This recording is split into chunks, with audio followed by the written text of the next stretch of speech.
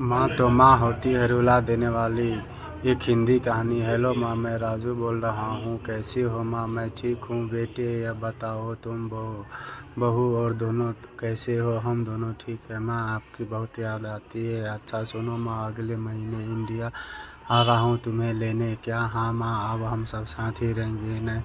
नीतू कह रही थी माँ जी अमेरिका ले आओ, वहाँ अकेली बहुत परेशान हो रही होगी। हेलो, सुन रही हो माँ? हाँ बेटी। बूढ़ी आंखों से खुशी की धार बह निकली। बेटे और बहू का प्यार नस नस में दौड़ने लगा। जीवन के 70 साल गुजार चुकी है सावित्री ने जल्दी से पल्लू से आंसू पोंछे और बेटे से बात करने लगी। पूरे 2 साल बेटा घर आ रहा था। बूढ़ी सावित्री ने मोहल्ले भर दौड़ दौड़ कर यह खबर सबको सुना दी। सभी खुश से थे। चलो बुढ़ापा चैन से बेटे और बहू के साथ गुजर जाएगा।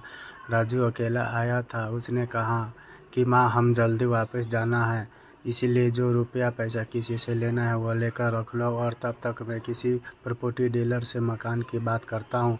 मकान माँ ने पूछा। हाँ माँ, अब मकान बेचना पड़ेगा, वरना कौन इसकी देखभाल करेगा? हम सब तो अब अमेरिका में ही रहेंगे। बूढ़ी आंखों ने मकान कोने कोने को ऐसे निहारे जैसे किसी अबोध बच्चे को सलाह रही हो। आनन फानन और औने पौने 2 दाम में राजू ने मकान बेच दिया। सावित्री देवी ने वो जरूरी सामान समेटा जिससे उनको बहुत ही ज़्यादा लगाव था। राजू टैक्सी मंगवा चुका था। एयरपोर्ट पहुंचकर राजू ने कहा, माँ तुम यह बैठो, मैं अंदर जाकर सामान की जांच और बोर्डिंग और वीज़ा का काम निपटाता हूँ। ठीक है बेटे। सावित्री देवी वही पास ही बेंच पर बैठ गए। काफ़ी समय बीत चुका था। बाहर बैठी सावित्री देवी बार बार उस दरवाजे की तरफ देख रही थी जिसमें राजू गया था, लेकिन अभी तक बाहर नहीं आया। शायद अंदर बहुत भीड़ होगी सोचकर बूढ़ी आंख फिर से टकटकी लगाए देखने लगी। अंधेरा हो चुका था। एयरपोर्ट के बाहर गहमागहमी कम हो चुकी थी। माँ जी, किसी से मिलना है? एक कर्मचारी ने वृद्धा से पूछा।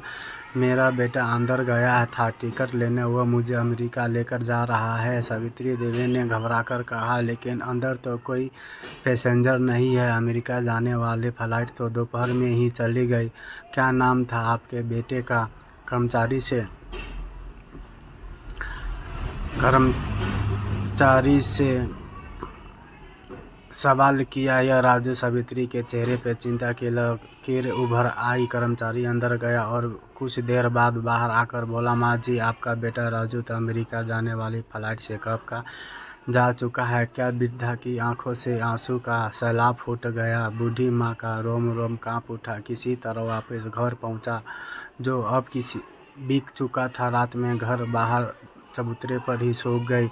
मालिक ने एक कमरा रहने को दिया। पति के पेंशन से घर का किराया और खाने का काम चलने लगा। समय गुजरने लगा। एक दिन मकान मालिक ने वृद्धा से पूछा, माँ जी, क्यों नहीं आप अपने किसी रिश्तेदार के यहाँ चली जाए? अब आपकी उम्र भी बहुत हो गई है, अकेली कब तक रह पाओगी? हाँ चली तो जाऊंगी, लेकिन कल को मेरा बेटा आया तो यही फिर कौन उसका ख्याल रखेगा? आंख से आंसू आने लगे। दोस्तों, पढ़े अनाथ आश्रम, दिल को छू लेने वाली एक कहानी। बिनती, माँ बाप के दिल कभी मत दुखाना, माँ तो माँ होती है।